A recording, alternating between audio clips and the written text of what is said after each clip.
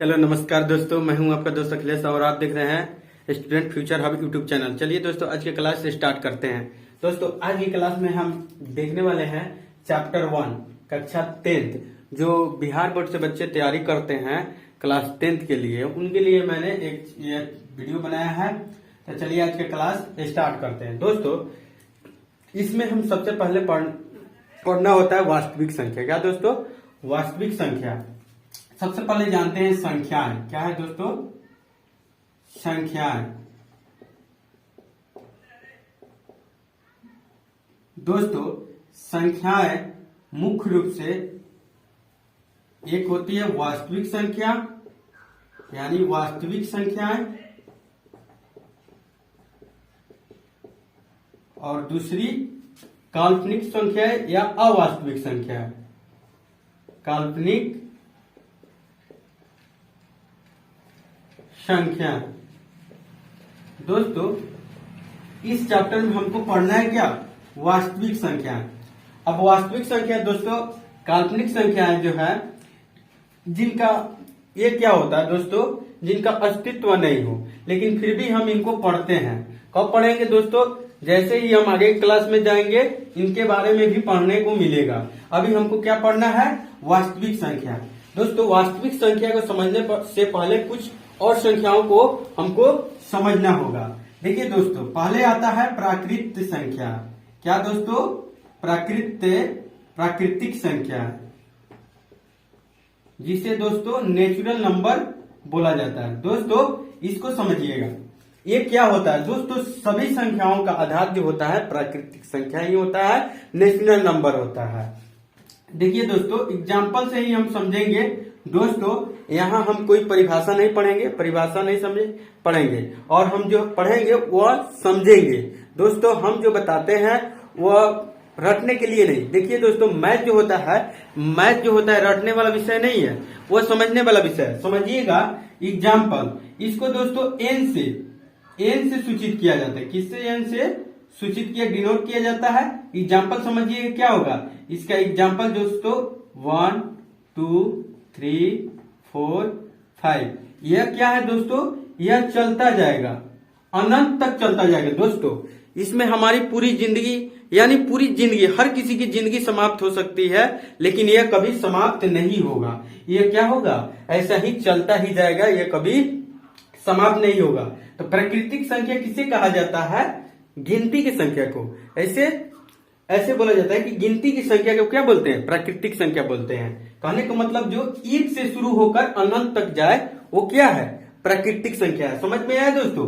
1 2 3 4 5 6 20 10 20 40 50 60 1 लाख 2 लाख, जितनी भी संख्याएं आ जाए वो सब क्या होगी? प्राकृतिक संख्याएं होगी। तो गिनती की संख्या को क्या है? प्राकृतिक संख्या बोला जाता है। उसके बाद दूसरा क्या है दोस्तों? प्राकृतिक संख्या तो हम जान लिए। उसके बाद आता है पूर्ण संख्या।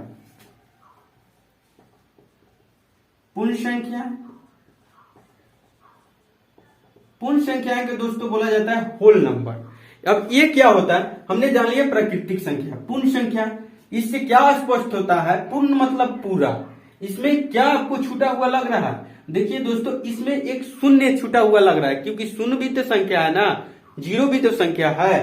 तो अब क्या होता है दोस्तों? इसको W से सूचित किया जाता है, और इसमें एग्जाम्पल आपको क्या बनेगा दोस्तों? देखिएगा इसमें जो एग्जाम्पल बनेगा 0 1 2 3 4 5, और ये भी अनंत तक चलता ही जाएगा।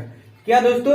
यह संख्या अब 0 से शुरू हुआ, और पहले वाला प्राकृतिक संख्या क्या था? वो 1 से शुरू हुआ था। लेकिन पूर्ण संख्या जो क्या है? पूर्ण संख्या 0 से शुरू हुआ है। कहने का मतलब क्या है दोस्तों? जब प्राकृतिक संख्याओं को शून्य से शुरू किया जाता है और वो अनंत तक जाए, तब वो क्या हो जाता है? वो हो जाता है पूर्ण संख्या, यानी होल नंबर्स। दोस्तों इसको शॉर्ट फॉर्म में ऐसे भी लिख सकते हैं। इसका ट्रिक क्या हो सकता है?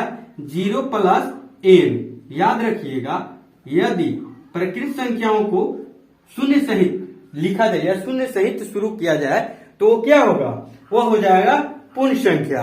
उसके बाद तीसरे नंबर पर आ जाएगा हमारा पूर्णांक संख्या। समझिएगा पूर्णांक संख्याएं। दोस्तों इसको जो जेड से प्रदर्शित किया जाता है। क्या दोस्तों? जेड से। एग्जाम्पल में समझिएगा कि यह होता क्या है। दोस्तों हमने पढ़ लिया प्राकृत संख्या, पूर्ण संख्या, अब जानेंगे पूर्णांक संख्या के बारे में। दोस्तों यहां तक ले हमने समझ लिया 0, 1, 2, 3, 4 ... यह क्या है दोस्तों? अभी हमने पढ़ा 0, 1, 2, 3, 4, 5, 6 जो अनंत तक जाए वो क्या हो गया? वो क्या था? पूर्ण संख्या था। लेकिन दोस्तों यह पूर्णांक संख्या भी होता है। वो कैसे दोस्तों?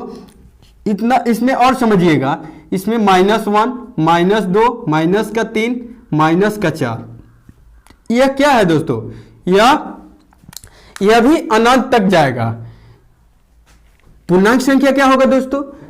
जब पूर्ण संख्याओं को धनात्मक और ऋणात्मक चिन्हों के द्वारा व्यक्त किया जाता है तब उसे पूर्णांक संख्या कहा जाता है। देखिए दोस्तों, क्योंकि यह क्या है? पूर्ण संख्या है कि नहीं? 0 से 1, 2, 3, 4, 5 जाइएगा, लेकिन यह भी क्या है? माइनस में है आप। तो कहता है कि जब पूर्ण संख्या को धनात्मक और ऋणात्मक दोनों माइनस और प्लस चिन्हों के साथ व्यक्त किया जाए तो क्या बन जाता है? पूर्णांक संख्या। दोस्तों समझ लिए, जब माइनस आए तो क्या होगा?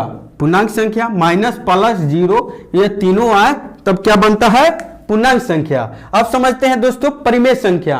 परिमेय संख्या दोस्तों इस चैप्टर में उसी के बारे में मुख्य रूप से जानना है हमको कि आखिर परिमेय संख्या होता क्या है, परिमेय संख्या और अपरिमेय संख्या। दोस्तों यदि हम समझ लेंगे कि परिमेय संख्या कौन है तो अपने आप समझ में आ जाएगा कि अपरिमेय संख्या कौन होगा, क्योंकि यदि कोई परिमेय नहीं होगा तो वो क्या होगा? अपरिमेय होगा। तो चलिए दोस्तों समझते हैं, चौथा क्या हो जाएगा? परिमेय संख्या। परिमेय संख्याएं। दोस्तों आप पढ़ते आ रहे हैं कि प्रत्येक संख्या परिमेय संख्या होगी जिसे हम किस P/Q के रूप में लिख सकते हैं या व्यक्त कर सकते हैं। जहां कहा जाता है दोस्तों, जहां Q का मान कभी 0 नहीं हो, जहां क्या दोस्तों?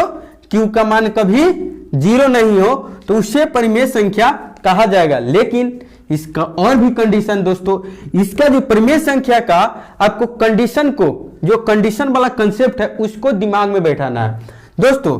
जहां Q के मान यानी जो नीचे Q है यह जो है इसका मान जो है वह 0 नहीं होना चाहिए। साथ ही वह P एवं Q दोनों पूर्णांक हो। क्या दोस्तों? दोनों पूर्णांक हो। क्या? P और Q दोनों पूर्णांक संख्या हो। अभी हमने पढ़ा कि पूर्णांक संख्या क्या हो सकता है कि धनात्मक और ऋणात्मक चिन्हों के साथ जो पूर्ण संख्या है वह पूर्णांक संख्या होगा। तो यहाँ -2 भी आ सकता है, -3 भी। तो क्या कहता है? वह P और Q दोनों पूर्णांक हो। साथ ही दोस्तों P तथा, तीसरा कंडीशन है, P तथा Q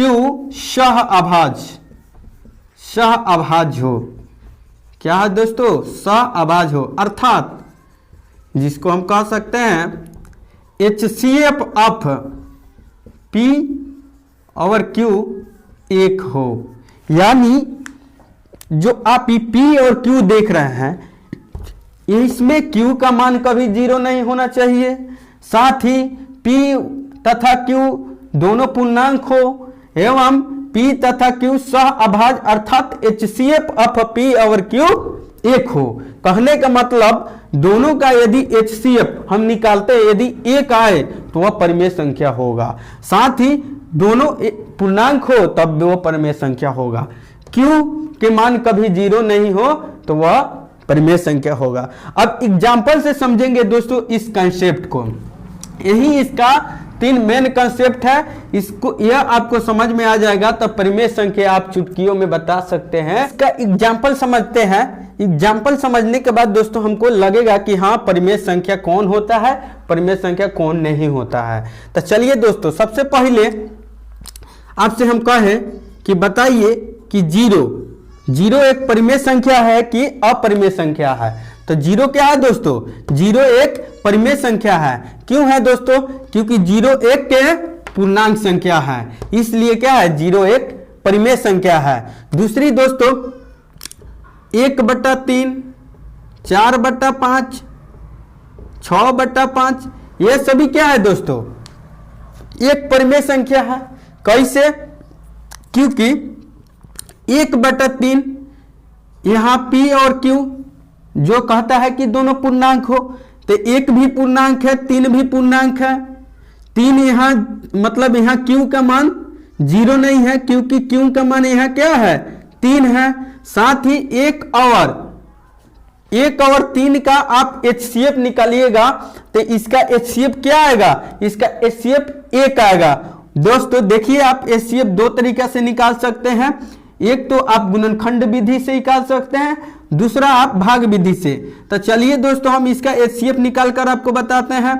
तो ये कितने बारी में जाएगा, 3 बारी में चल जाएगा और यहाँ 0 आ जाएगा। यहाँ शेष जब 0 आ जाता है तो इसका जो भाजक होता है वही हमारा क्या हो जाता है, HCF हो जाता है। तो यहाँ HCF कितना आ गया दोस्तों, 1 आ गया। तो यहाँ हमारा जो कंडीशन है Q के मान 0 नहीं हो, P तथा Q दोनों पूर्णांक हो, P तथा Q स्वअभाज्य हो। कहने का मतलब इसके अभाज्य गुणनखंड में 1 के अलावा अन्य कोई उभयनिष्ठ नहीं हो। तो यह हमारा कंडीशन लागू होता है, इसलिए 1/3 क्या है, एक परिमेय संख्या है। साथ ही दोस्तों आपसे कभी कभी ऐसे भी आता है कि 1.333, यह क्या बताइए, आप परिमेय संख्या है कि अपरिमेय संख्या। ऐसे भी आ जाएगा 0.555, ऐसे भी चलते आएगा। तो पूछेगा आपसे, ये बताइए कि यह परिमेय संख्या है कि अपरिमेय संख्या। तो दोस्तों यह क्या है, यह भी परिमेय संख्या है। क्योंकि दोस्तों यह क्या है, यह अशांत है, क्योंकि यह मतलब अनंत तक ऐसे ही चलते जाएगा, अशांत है। तो यह परिमेय संख्या क्यों है, क्योंकि यह अशांत आवर्ती है, यह अशांत आवर्ती है, इसलिए यह एक परिमेय संख्या है। तो हमने समझ लिया कि परिमेय संख्या कौन है, अपरिमेय संख्या।